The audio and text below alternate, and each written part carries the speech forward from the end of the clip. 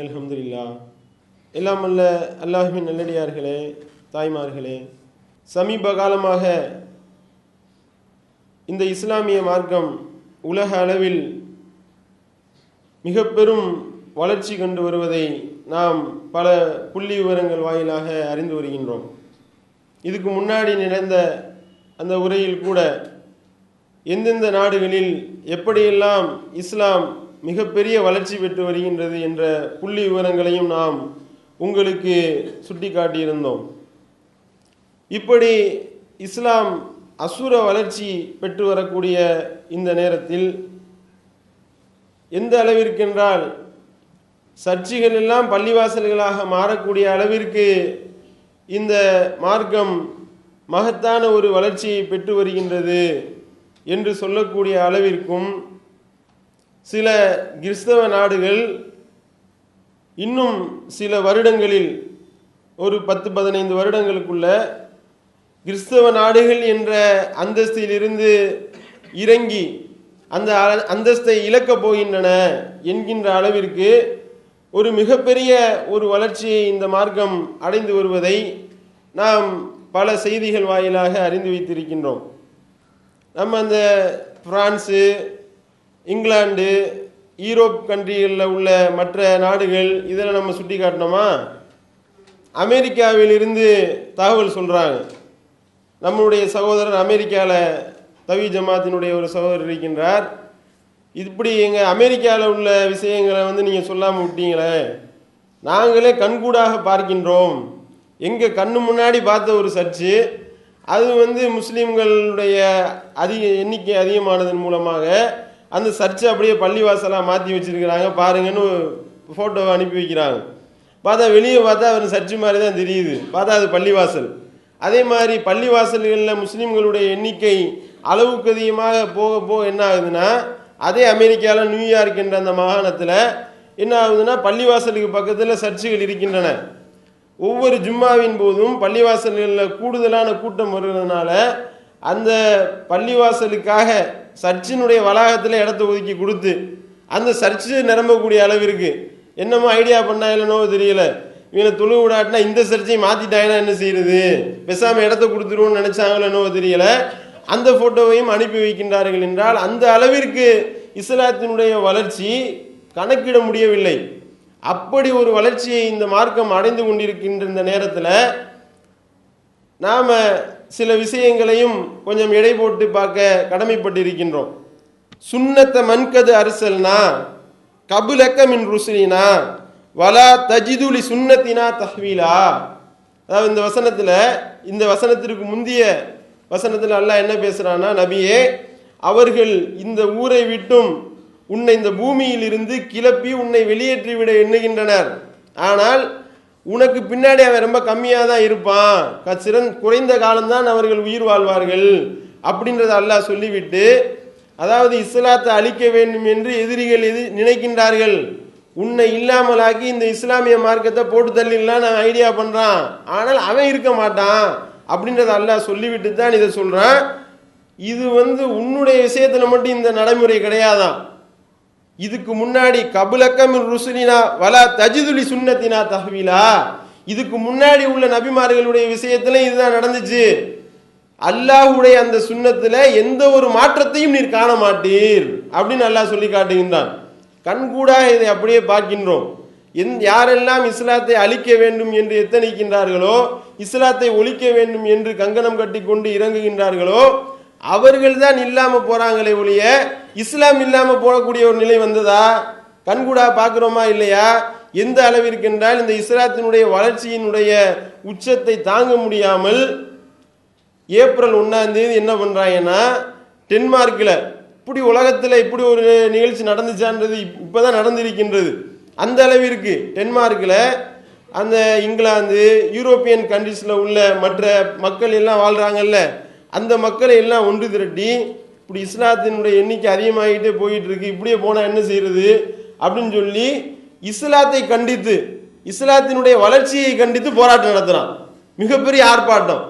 அந்த ஆர்ப்பாட்டத்தில் அவன் ஒரு மிகப்பெரிய மக்கள் திரளை கூட்டி ஆர்ப்பாட்டம் பண்ண, இஸ்லாமிய சகோதரர்கள் என்னடா இதுக்கெல்லாமாட ஆர்ப்பாட்டம் பண்ணுவீங்கன்னு நம்ம மக்கள் டென்ஷன் ஆகி போக அதில் பிரச்சனையாகி தடியடி நடந்த செய்திகளை எல்லாம் வந்து பத்திரிகையில் வெளியிடுறாங்க என்றால் இப்படி ஏதாவது பார்த்துருக்கோமா? ஒரு மதத்தினுடைய வளர்ச்சிக்காக இதை நீ நிப்பாட்டு, இப்படியே வளர்ந்துக்கிட்டே போனால் அவன் என்ன சொல்கிறான்னா, அந்த போராட்டத்தினுடைய கோரிக்கை என்னவா, யூரோப்பாவை இஸ்லாமிய நாடு மாதிரி ஆக்க போகிறாங்க இவங்க, அதை அரபு கண்ட்ரி மாதிரி இஸ்லாமிய கண்ட்ரியை அறிவித்தாலும் அறிவித்து விடுவார்கள் என்று இதை கண்டித்து ஒரு போராட்டம் நடத்தக்கூடிய அளவிற்கு இந்த மார்க்கம் வளருகின்றது என்றால், வளரக்கூடிய அதே நேரத்தில் எதிர்ப்பும் இருந்து கொண்டிருக்கும். இதை தான் நம்ம கவனத்தில் கொள்ள வேண்டும். எப்படி எந்த அளவிற்கு வளருகின்றதோ அந்த அளவிற்கு எதிர்ப்பு இருந்து கொண்டிருக்கும். இது ரெண்டும் ஒன்றுக்கு ஒன்று பிணைந்த விஷயம். காரணம் என்னன்னா, அவன் எதுக்கு தான் இங்கே வளர ஆரம்பிக்கும். அதையும் நீங்கள் விளங்கி கொள்ளணும். அமெரிக்காவில் வந்து ஒரு பத்திரிகை இதற்காகவே ஏன் இந்த அளவுக்கு இஸ்லாமியர்கள் வந்து அளவுக்கு அதிகமாக பெருக்கெடுத்து கிறிஸ்தவர்கள் நாட்டில் எல்லாம் இஸ்லாத்தை நோக்கி போய் கொண்டிருக்க காரணம் என்ன அப்படின்னு சொல்லி ஒரு ஆய்வை நடத்துகின்றார்கள். அந்த ஆய்வுல இஸ்லாத்தை நோக்கி வந்த மக்கள் இருக்கிறான்ல, அவரிடத்துல போய் பேட்டி எடுக்கிறான்.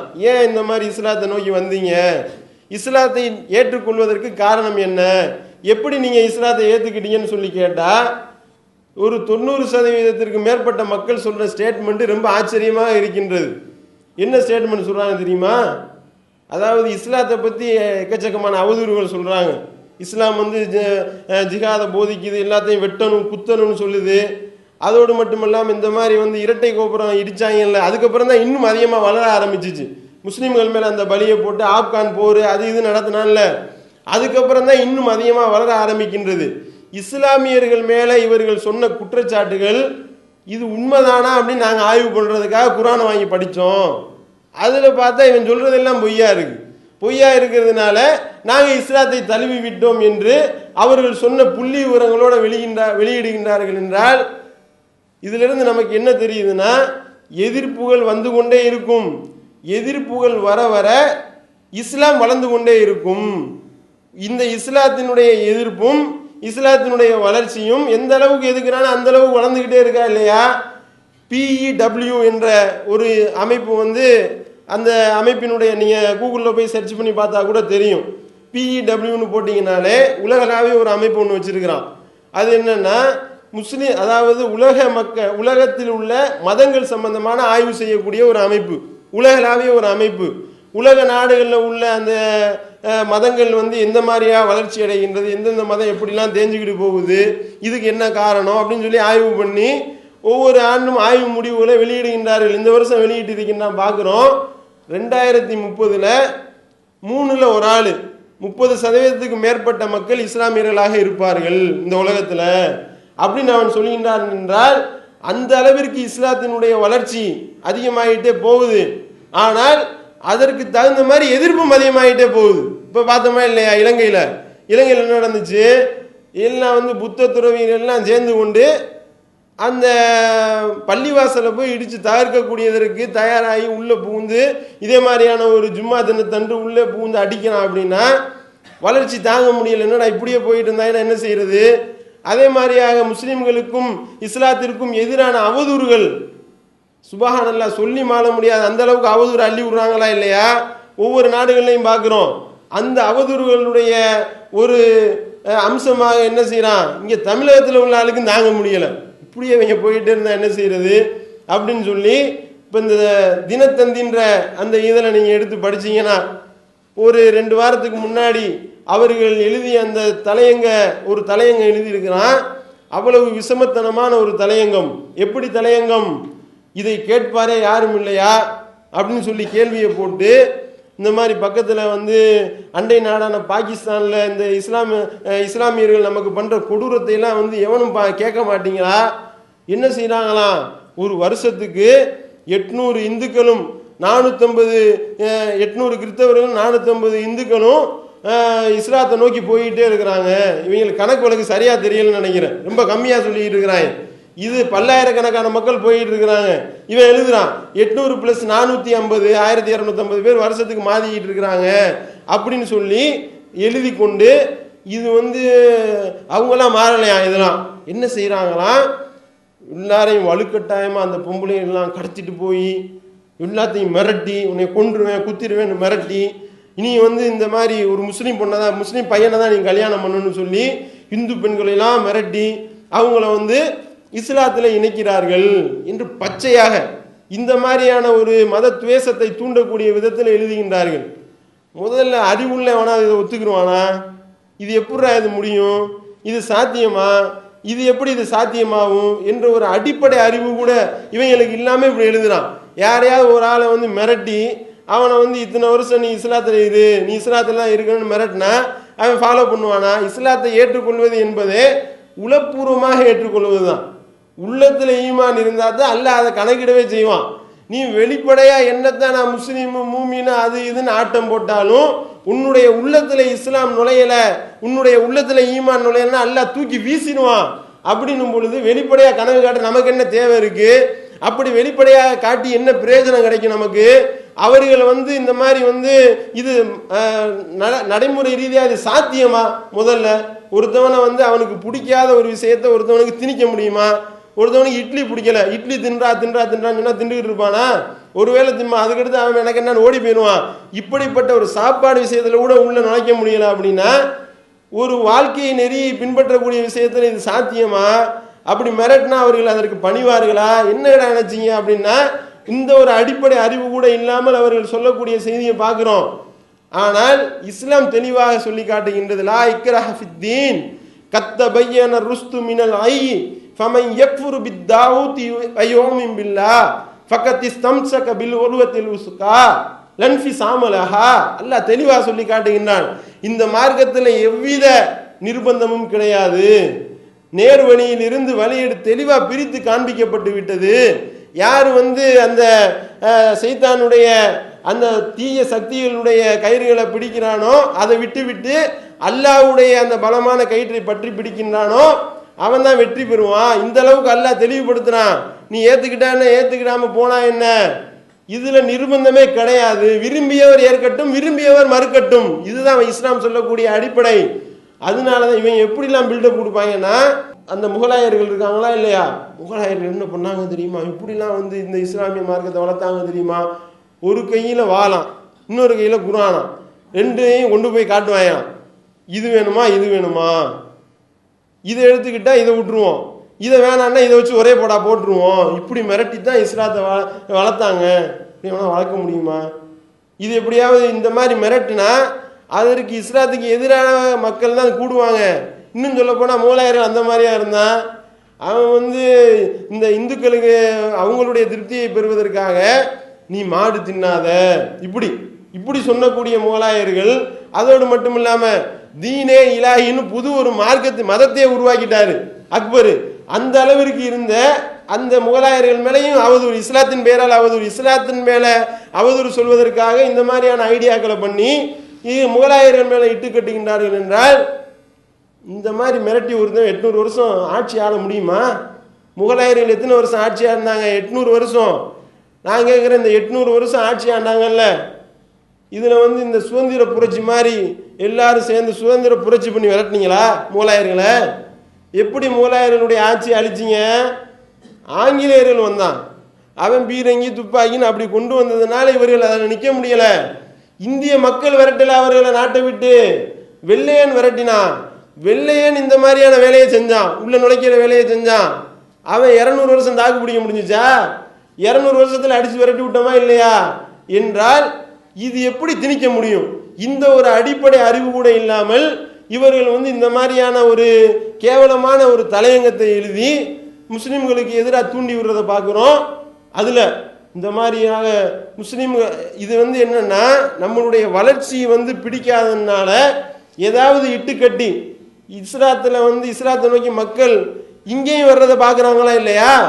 நம்மளுடைய இந்த ஏகத்துவ பிரச்சாரத்தின் வாயிலாக எடுத்து நீங்கள் நெட்டில் போய் பாருங்க, TNDJ.net எடுத்து பார்த்தீங்கன்னா அவர் இவராக மாறினார், இவர் அவராக மாறினார் வந்துக்கிட்டே இருக்கு.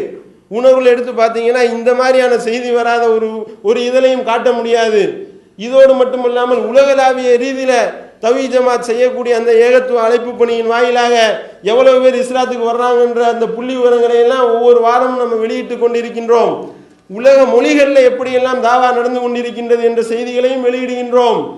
இந்த பார்க்குறோம் தபுக்குள்ள உள்ள அந்த ஒரு சகோதரருடைய மனைவியும் அவரும் சேர்ந்து பண்ண தாவாவின் மூலமாக பிலிப்பைன்ஸ் நாட்டை சேர்ந்த அந்த பிலிப்பைன்ஸ் சகோதரிகள், பிலிப்பைன் மொழி பேசக்கூடிய சகோதரிகள் இந்த கடந்த 10 வருடம் மட்டும் அந்த நம்முடைய தவ்ஹீத் ஜமாத்தினுடைய நிர்வாகியாக இருக்கக்கூடியவுடைய மனைவி வந்து பிலிப்பைன் நாட்டை சேர்ந்தவங்க. அவங்க இஸ்லாத்தை தழுவி வந்ததன் மூலமாக, அவங்க சுமையான்னு மாறியதன் மூலமாக, அவங்களுக்கு பிலிப்பைன் மொழி தெரியும்ல, அதை வச்சு இவங்க தாவா பண்ணதில் கடந்த 10 வருஷத்துல மட்டும் 300 பேர் இஸ்லாத்தை தழுவி இருக்கின்றார்கள் பிலிப்பைன் சகோதரிகள். அப்படின்னா நம்ம என்ன சொன்னா அந்த 300 பேர் லிஸ்ட் எல்லாம் போட முடியாது. நீங்க இந்த ஒரு 3 மாசம் இஸ்லாத்துக்கு வந்திருப்பாங்கல்ல, அவங்களுடைய செய்திகளை நீங்க அனுப்பி வைங்கன்னு சொன்னோம். போட்டோவோட அம்புடு வந்து உணர்வு பத்திரிகையிலையும் வெளியிட்டு இருக்கின்றோம். பேரெல்லாம் பார்த்தீங்கன்னா பங்கா, டிங்கா, கங்கான்னு வருது. டிங் டிங் பேரு. இந்த மாதிரியாக மக்கள் எல்லாம் இஸ்லாத்தை நோக்கி வந்து கொண்டிருக்கின்றார்கள் பார்க்க தானே செய்யறான். எரிச்சல் தாங்க முடியல. எரிச்சல் தாங்க முடியாம இங்க அதை எப்படி கருத்து ரீதியா நீ எதிர்கொள்ள தயாரா? நீ எங்களோட வா, விவாதத்துக்கு வா, நாங்க உட்காருவோம், வா, நீ நான் உட்கார்ந்து பேசுவோமா? எப்படி வந்து இஸ்லாத்துல என்னடா இருக்கு, வாங்கடா பாப்போம்டான்னு என்று அப்படி கூப்பிட்டாலும் வர மாட்டாங்க. அப்படி விவாதத்திற்கு வந்தாலும் எப்படி இஸ்லாம் வளருகின்றது என்பதை கண்கூடா பார்க்கிறோம்ல. கிறிஸ்தவர்களோட விவாதம் நடத்தியது மூலமாக அவன் வந்து உட்கார்ந்தான். இது இவ்வளவு நாள் கூப்பிட்டுக்கிட்டு இருந்தான், கடந்து கத்திக்கிட்டு இருந்தோம். ஒரு ஆள் மாட்டல, 2-3 பேர் மாட்டின ஆளுகளையும் நச்சதுல யாரும் வராமல் இருந்தார்கள்.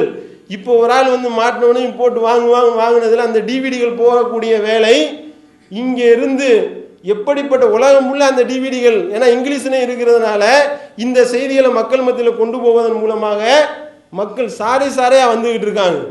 இஸ்லாத்தை நோக்கி வரக்கூடிய அந்த லிஸ்டையும் வெளியிட்டுக்கிட்டு இருக்கிறோம். கொண்டு போய் கொடுத்தா இவ்வளவு நாள் எங்களை ஏமாத்திட்டாங்க எங்களுடைய பாதிரிமார்கள் என்று ஓப்பன் டிக்ளேர் பண்ணுகின்றார்கள் என்றால் இது அவனுக்கு தெரியும்ல. இப்படி மாத்திக்கிட்டு இருக்கிறான். இவ்வளவு பேர் மக்கள், இவ்வளவு பேர் இஸ்லாத்தை நோக்கி போய் கொண்டிருக்கின்றார்கள். அப்ப என்ன செய்யறது என்றால், கருத்து ரீதியாக எதிர்கொள்ள தைரியமும் திராணியும் இல்லாத இந்த பேடிகள் என்ன பண்றாங்கன்னா, பெரும்பான்மை மக்களை விட்டு தூண்டி விட்டா கலவரம் அது இதுன்னு வந்து மக்களை கொண்டாதான் இதை வந்து குறைக்க முடியும் என்ற அடிப்படையில் இவர்களுக்கு இருக்கிற சலுகை பத்தாதா, இவங்களை எப்படியெல்லாம் சலுகை பண்றான். அங்கே அவன் மத மாற்றம் பண்றான், நீ வைக்க அப்படி சொல்ற குற்றச்சாட்டு உண்மைனே வை. இங்கே உள்ளவனை தூண்டி விடுற, இங்கே உள்ள ஆட்களை கிளப்பி விட்டு நீங்க கேட்பாரே யாரும் இல்லையா, நீங்க வந்து யாரும் கேட்க மாட்டீங்களா, இதை கேட்டாலே நெஞ்சை வெடித்து விடுவது போல் இருக்கின்றது. இந்த புள்ளி வரத்தையெல்லாம் பார்த்தா அவனுக்கு உண்மையிலே நெஞ்சு வெடிச்சிருக்கும். காரணம் என்ன, எல்லாம் இப்படி மாறி போயிட்டு இருக்கிறான். PWனுடைய அறிக்கையை பார்த்தானா அதோட செத்து போயிடுவான். அப்படிப்பட்ட வேதனை தாங்க முடியாம எரிச்சல்ல என்ன செய்யறான்னா, மக்களை தூண்டி விட்டு நீங்க வந்து கேளுங்க, மற்ற அமைப்புகள்லாம் என்ன பண்ணிக்கிட்டு இருக்கிறீங்க, என்ன பண்ணிக்கிட்டு இருக்காங்க அப்படின்னு சொல்லி கேள்வியை கேட்டு அவங்க அனுபவிக்கக்கூடிய சலுகைலாம் பத்தாதா அவங்களுக்கு, என்ன நாங்க அப்படிப்பட்ட பெரிய சலுகைகளை அனுபவிச்சிட்டோம், இந்த நாட்டிலிருந்து நாங்க என்ன சலுகைகளை அனுபவிச்சோம் பட்டியல் போட முடியுமா? இப்போ கூட உச்சநீதிமன்றத்தில் தீர்ப்பு சொல்லியிருக்காங்களாம், இந்த மாதிரி வந்து ஹஜ்ஜுக்கு கொடுக்கக்கூடிய மானியத்தை 10 வருஷத்துக்குள்ள படிப்படியாக குறைக்கணும் அப்படின்னு சொல்லி. இப்படி ஒவ்வொன்றா இருக்கிற சலுகையும் புடுங்கிட்டுலப்பா இருக்கிறீங்க. நீங்க வந்து நாங்க என்ன சலுகை அனுபவிச்சோம்னு நீங்க பட்டியல் போட முடியுமா? அதே நேரத்தில் இந்துக்கள் எப்படிப்பட்ட சலுகையெல்லாம் அனுபவிக்கிறோம் நாங்க பட்டியல் போடவா? ஒரு திடல் தொழிலுக்கு அனுமதி கொடுக்குறீங்களா? அந்த மெரினா பீச்சில் சூரிய நமஸ்காரம் செய்யறதுக்கு மட்டும் அனுமதி கொடுக்குறான். உலக சுகாதார தினம்னு சொல்லிட்டு சூரிய நமஸ்காரம் என்பது இந்துக்களுடைய ஒரு செயல், இந்துக்களுடைய ஒரு வழிபாடு. அதுக்கு திரள் தொழில், நம்ம திரள் தொழிலுக்கு அனுமதி கேட்டால் அனுமதி கிடையாது. ஆனால் அங்கே வந்து சூரிய நமஸ்காரம் செய்யறதற்கு அமைச்சருடைய தலைமையில் சைத துரைசாமியினுடைய மேயருடைய முன்னிலையில் சூரிய நமஸ்காரம் செஞ்சுக்கோ அப்படின்னு நீங்க அனுமதி கொடுக்குறீங்க. அதோடு மட்டும் பார்த்தா மற்ற எல்லா அந்த தீபாவளினா முந்தின நாள் பிந்தின நாள் கரண்ட் கட்டு கிடையாது. பார்த்தோமா, அனுபவிச்சோமா இல்லையா? அதே நேரத்தில் பெருநாள் அன்னைக்கு பார்த்தா கரண்ட் கட்டு. பெருநாள் அன்னைக்கு நாங்கள்லாம் வந்து கொண்டாடுறதெல்லாம் உங்களுக்கு பிடிக்கலையா? நாங்கள் மனிதாபிமான அடிப்படையில் சந்தோஷமாக ஒரு பெருநாள் கொண்டாடக்கூடாதா? நீங்கள் வெடி போட்டு ஊரை நாஸ்தி பண்ணுறதுக்கு கரண்ட் கட் பண்ண மாட்டீங்க. ஆனால் இங்கே நாங்கள் அமைதியான முறையில் இப்படி செய்வதற்கு நீங்கள் ஒப்புக்கொள்வீர்களா? அதே மாதிரி பார்க்குறோம், இந்த பண்டிகைகள் என்ற பெயரில் இவர்கள் செய்யக்கூடியது ஏதாவது மனிதாபிமான உள்ள எவனா ஒத்துக்குருவானா? சுற்றுப்புற சூழலை மாசுபடுத்துவதாகட்டும், மனிதர்களுக்கு கேடு விளைவிக்கக்கூடிய அம்சங்களாகட்டும், மனித உரிமையை பேசக்கூடியவர்கள் ரொம்ப கொதிக்கிறாங்க. என்னவா, இந்த இப்போ ஒரு 4 நாளைக்கு முன்னாடி ஒரு 25 நாயை விச ஊசி போட்டு கொண்டுட்டாங்க. என்ன விச, அந்த வெறி நாய் போய் எல்லாத்தையும் கடிச்சிக்கிட்டு தெரியுது. கொண்டு போய் மாநகராட்சியில் கம்ப்ளைண்ட் கொடுக்குறான், எவனும் கேட்கல, தூக்கிட்டு போகல. நாய் பிடிக்கணுமா இல்லையா? பண்ணுற அநியாயத்தின் காரணமாக இவன் என்ன செய்கிறான், அந்த மக்களே கூடி எவனால தான் நாய்க்கு பயந்துக்கிட்டு வாழ்வாங்க, ஊசியை போட்டு கொல்லுன்னு சொல்லிட்டு ஒரு ஆள் நியமித்து ஒரு 2 பேர் போய் 25 நாயை கொண்டாங்களாம். நாய்களை கொண்டு விட்டார்கள். உடனே ஆக்ஷனு டக்குன்னு இறங்கி அந்த 2 பேரை அரெஸ்ட் பண்ணி உள்ளதுக்கு யோசித்தாங்க. நீ நாய்க்கெல்லாம் மனித உரிமை பேசுகிறீல, இங்கே மனிதர்களை கொல்றதற்கும் மனிதர்களுக்கு கேடு விளைவிக்கக்கூடிய அம்சங்கள் எவ்வளவு நடந்துகிட்டு இருக்கு. ஹோலி பண்டிகைன்னு சொல்லி அந்த ரசாயன பொடிகளை தூவி எத்தனை பேருக்கு கண் இல்லாமல் போச்சு, தடுத்து நிறுத்தினியா? அதை பற்றி நீ உன்னுடைய பத்திரிகையில் எழுதுனியா? அதே மாதிரி போகின்னு சொல்லிட்டு வந்துக்கிட்டு எரிச்சு எல்லாத்தையும் நாசம் பண்ணி ஓசோனில் ஓட்ட பத்தாதுன்னு இன்னும் எக்ஸ்ட்ரா ஓட்ட போடணுன்ற அடிப்படையில் இங்கே போகின்னு கொண்டு தீ வச்சு எரிக்கிறீங்களே, அதில் வந்து புகை மண்டலத்தில் ஓசோனில் ஓட்ட விழுகுதே, அதை கேட்குறதுக்கு எங்கேயாவது நாதி இருக்கா?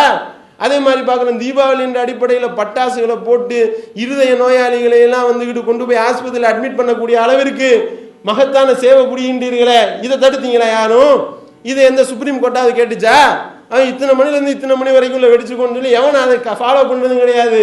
நாய்க்கு ஊசி போடுறதை பற்றி பேசுகிற, இங்கே மாடை போட்டு என்ன பாடுபடுத்திக்கிட்டு இருக்கிறான் ஜல்லிக்கட்டுன்ற பேரில், அதை தடுத்து நிறுத்துக்கிறதுக்கு உங்களுக்கு திராணி இருக்கா? அதை பற்றி நீங்கள் எழுதுவீங்களா? அப்போ இதையெல்லாம் வந்து நீங்கள் எழுதுறதுக்கு உங்களுக்கு திராணி கிடையாது, தைரியம் கிடையாது. ஆனால் முஸ்லீம்கள் வந்து 2 பண்டிகையில் என்னங்க நம்ம யாருங்க போட்டு என்ன பிரச்சனைங்க பண்ணோம்? எந்த பஞ்சாயத்தும் இல்லை, எல்லாம் நம்ம சாடுகா தொழுதுட்டு போகிறோம். இதுக்கு வந்து ஒரு இடத்துக்கு அனுமதி கேட்டால் கூட அனுமதி கொடுக்கறது கிடையாது. இது வந்து மத விஷயங்கள் எல்லாம் நாங்கள் பண்ணுறதுக்கு அனுமதிக்க மாட்டோம் அப்படின்னு சொல்லி, அதே நேரத்தில் மதத்திற்கு ஆதரவாக செய்யக்கூடிய வேலைகளை அவங்க செய்வதற்கு ஹெல்ப் பண்ணக்கூடியதை பார்க்குறோம். இந்த விநாயகர் சதுர்த்தின்னு கொண்டு போய் அந்த எவ்வளவு கெமிக்கலு அதை போட்டு உடைச்சி அதை வந்து அந்த கடலில் கறக்கிறதுனால எத்தனை பிரச்சனைகள் ஏற்படுது. யாராவது கேட்டீங்களா? யாராவது தடுத்தீங்களா? ஒன்றும் கிடையாது. ஆயுத பூஜைன்னு கொண்டாடுறீங்க.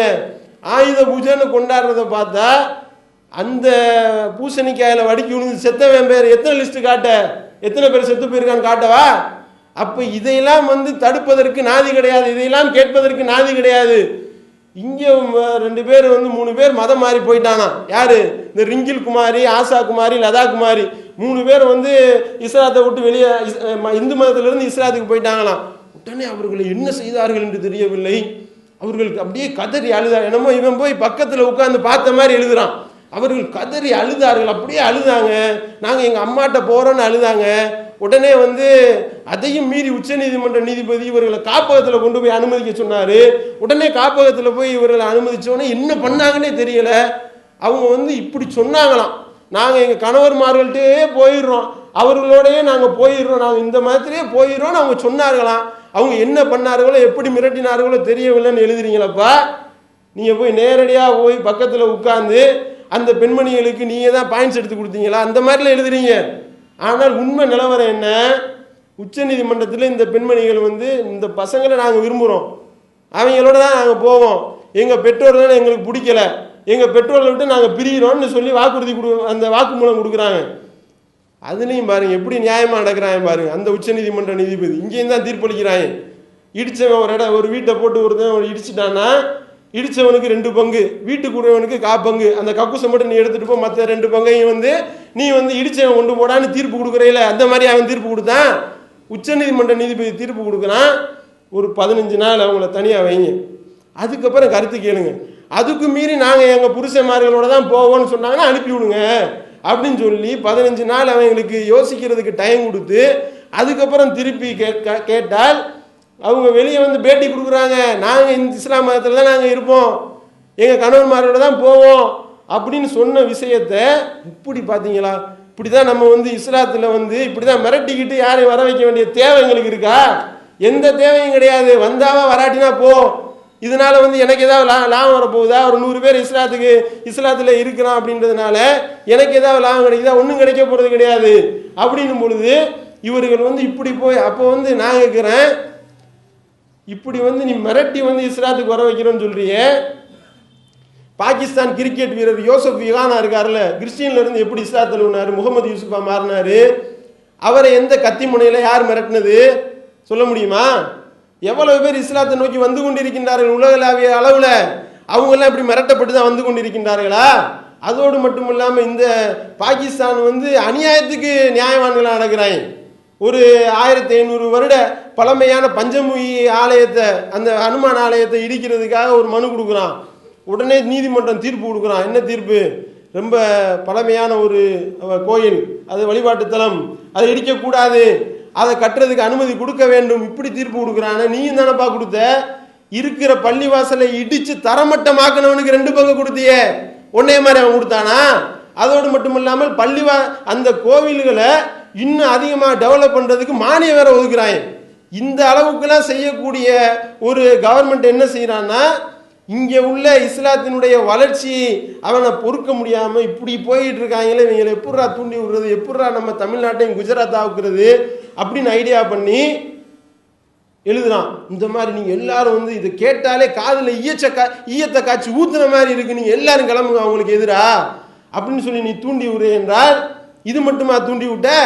வரிசையா பார்த்தீங்கன்னா இஸ்லாத்துக்கு எதிரான அந்த எதிர்ப்பை நீங்க பார்த்தீங்கன்னா, இஸ்லாமியர்களுக்கு எதிரான அந்த விஷமத்தனத்தை உள்ள பூத்துறத பார்த்தீங்கன்னா, இப்படி வாழைப்பழத்தில் ஊசி ஏத்துன மாதிரி ஊசி ஏத்துறது. எப்படி? இந்த மாதிரி வந்து மதுரையில் ஒரு வெடிகுண்டு வெடித்து விட்டது.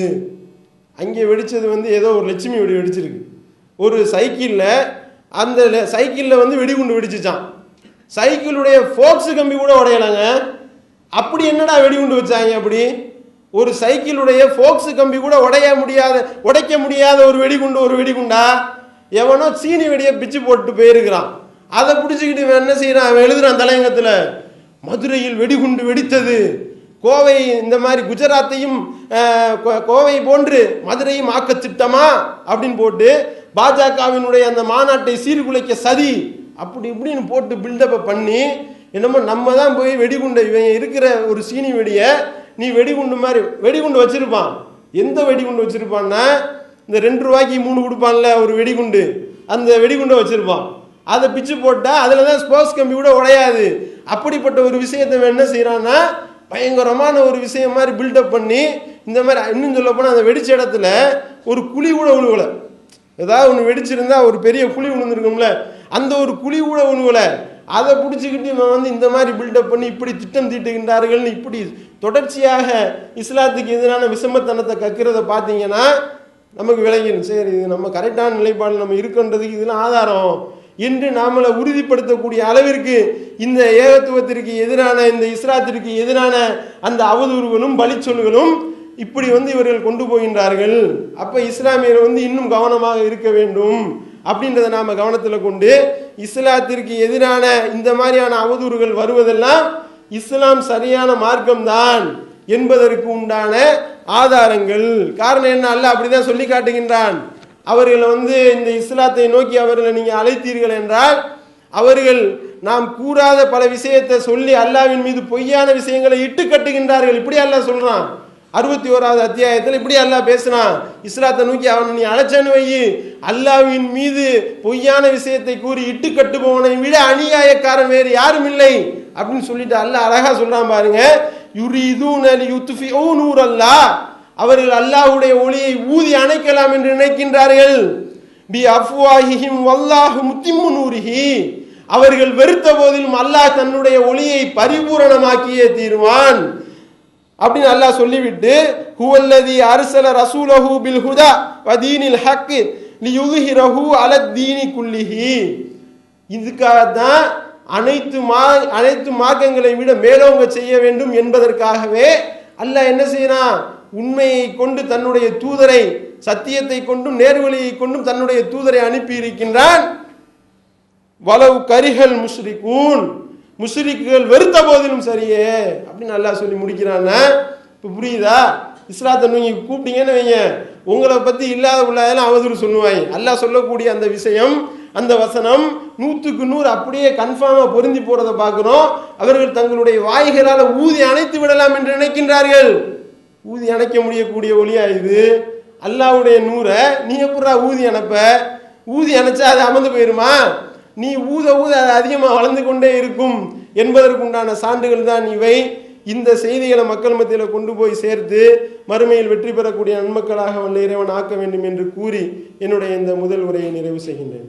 இஸ்லாத்திற்கு எதிரான, இஸ்லாமியர்களுக்கு எதிரான இந்த விஷமத்தனத்தை தூண்டிய இந்த தினத்தந்தி இந்திய வரலாற்றில் எந்த ஒரு பத்திரிகையும் செய்யாத அளவிற்கு ஒரு மிகப்பெரிய ஒரு துரோகத்தையும் இஸ்லாமியர்களுக்கு எதிரான விஷமத்தனத்தையும் தூண்டி இருக்கின்றது. அதாவது இதுக்கு முன்னாடி உள்ள பத்திரிகைகள்லாம் எழுதுவாங்க, எப்படி எழுதுவாங்கன்னா அப்படி ஒரு பொடி வச்ச மாதிரி எழுதி விட்டு போயிடுவான். இந்த மாதிரி அவ்வளோ பேர் மாறுறான், முஸ்லீம்கள் இப்படி பண்ணுறாங்க அப்படி பண்ணுறாங்கன்னு இப்படி எழுதி விட்டு போயிடுவான். ஆனால் இப்படி இந்த மாதிரி நீங்கள் எல்லாம் என்ன செய்து கொண்டிருக்கின்றீர்கள், நீங்கள்லாம் உங்களுக்கு எதிராக களத்தில் இறங்குங்க, நீங்கள்லாம் கேள்வி கேட்கக்கூடாதா, நீங்கள்லாம் என்ன பண்ணி கொண்டிருக்கின்றீர்கள், இங்கே உள்ள அமைப்புகள், கட்சிகள், இயக்கங்கள்லாம் என்ன செய்து கொண்டிருக்கின்றீர்கள், இப்படி முஸ்லிம்களுக்கு எதிரான ஒரு யுத்த பிரகடனத்தை எந்த ஒரு பத்திரிகையும் இதுவரைக்கும் செய்ததில்லை. இந்த அளவிற்கு இஸ்லாமியர்களுக்கு எதிராக களம் இறங்கி இருக்கக்கூடிய இந்த தமிழக மோடியை நாம் துடை தெரிய வேண்டிய ஒரு பொறுப்பு நம் மீது இருக்கின்றது. அப்போ நீங்க தினத்தந்தி இது முஸ்லிம்களுக்கு மட்டும் உள்ள விஷயம் நீங்க நினைச்சுக்கிற கூடாது.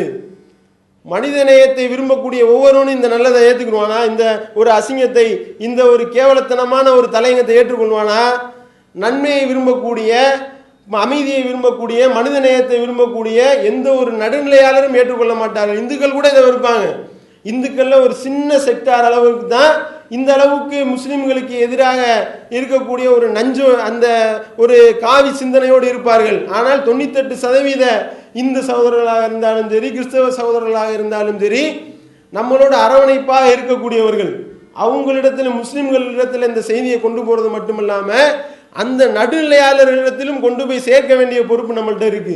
தினத்தந்தி இந்த மாதிரி செஞ்சுக்கிட்டு இருக்கான். இதுவே ஒரு கலவர சூழல் இருக்கக்கூடிய ஒரு நேரத்தில் இப்படி ஒரு தீயை பொருத்தி போட்டிருந்தா என்ன ஆயிருக்கும் கொஞ்சம் யோசிச்சு பாருங்க. இப்போ ஒன்றும் நடக்கலன்னு நினைக்க கூடாது.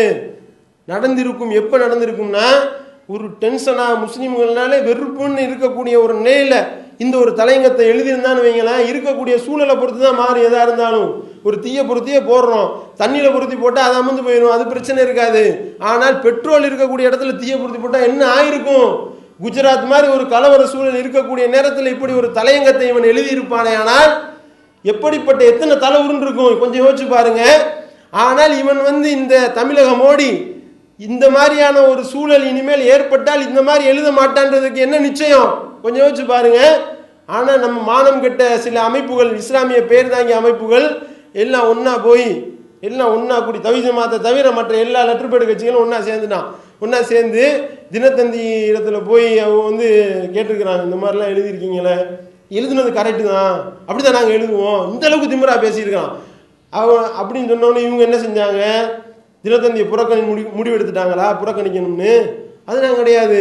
போனவனையும் இப்படி சொன்னவனையும், அப்படின்னா நாங்கள் ஒரு அறிக்கை ஒன்று தர்றோம், அந்த அறிக்கையை நீங்கள் கொஞ்சம் போடுறீங்களா அப்படின்னு கேட்டு, அதில் அவன் என்னைய கண்டிச்சு எந்த வாசமும் இருக்கக்கூடாது, அப்படி அறிக்கை தந்தால் நாங்கள் போடுவோம் அப்படின்னு சொல்லி அதில் அறிக்கை வெளியிடுறாங்க. மானங்கெட்ட அறிக்கை. எப்படி அறிக்கை? இப்படியெல்லாம் மதம் மாற்றுவதாக சிலர் சொல்லி கொண்டிருக்கிறார்கள், சில பத்திரிகைகள் எழுதுகிறார்கள். இது தினத்தந்திலே எழுதுறாங்க. தினத்தந்தியில் அறிக்கை வெளியாகுது, சில பத்திரிகைகள் இது போன்றெல்லாம் சொல்கின்றார்கள்.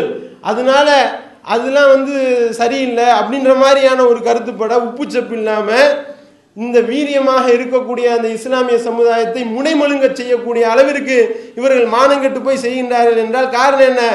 இவங்க செய்யற போராட்டத்தை ஒரு சின்ன ஓடத்துல ஒரு போஸ்ட், அந்த இது சைஸுக்கு, ரப்பர் ஸ்டாம்ப் சைஸுக்கு சின்ன அளவா போடுவான்ல, அந்த ஒரு ஆசைக்காக, அந்த ஒரு கேவலத்திற்காக இப்படி இஸ்லாத்தினுடைய மானத்தை கொண்டு போய் அட வைக்கக்கூடிய நிலையில் இருக்கின்றார்கள் என்றால் இந்த தினத்தந்திக்கு நாம் கட்டாயம் பாடம் புகட்டியே தீர வேண்டும். அந்த பாடம் புகட்ட வேண்டும் என்பதற்காக மே மற்றும் ஜூன் 2 மாதங்களை தினத்தந்தியை ஒழித்து கட்டுவதற்கான ஒரு செயல்முறை திட்டத்தை நடைமுறைப்படுத்தக்கூடிய ஒரு மாதமாக தமிழ்நாடு தவி ஜமாத் அறிவித்திருக்கின்றது. இதுல இந்த செய்தியை நாம் அந்த உணர்வுல தெளிவாக எழுதியிருக்கின்றோம். அதோடு மட்டுமல்லாமல் இந்த வார உணர்வுலேயும் அது சம்பந்தமான தெளிவான செய்திகள் வந்திருக்கின்றன. இந்த செய்தியெல்லாம் ஜெராக்ஸ் எடுத்து கொண்டு போய் நீங்க வீடு வீடா கொண்டு போய் சேர்த்து தினத்தந்தியை வாங்கக்கூடிய ஒவ்வொருவரையும் வாங்க விடாமல் ஆக்க வேண்டும். அதே மாதிரி இந்த செய்திகளை பள்ளிவாசல்களில் கொண்டு போய் சேர்த்து பள்ளிவாசல்கள் மூலமாக அறிவிப்பு செய்ய வைத்து, இது போன்று தினத்தந்திக்கு யார் யாரெல்லாம் விளம்பரம் கொடுக்குறானோ அந்த பொருளாதார ரீதியாகவும் அவர்களை வீழ்த்த வேண்டிய ஒரு கட்டாயமும் பொறுப்பும் இருக்கின்றது. இந்த செய்தியை மக்கள் மத்தியில் கொண்டு போய் சொல்லி தமிழகம் எப்படி அமைதி பூங்காவாக திகழ்கின்றதோ இதே மெயின்டைன் பண்ணுவதற்கு இந்த ஜமாத் வந்து ஒரு முடிவு எடுத்திருக்கின்றது. இதில் வந்து ஒவ்வொருவரும் களம் கண்டு இந்த தமிழக மோடிக்கு தக்க பாடம் புகட்ட வேண்டும் என்று கேட்டுக்கொண்டு நிறைவு செய்கின்றேன். வாயுதவான அல்ஹம்துலில்லாஹி ரப்பில் ஆலமீன்.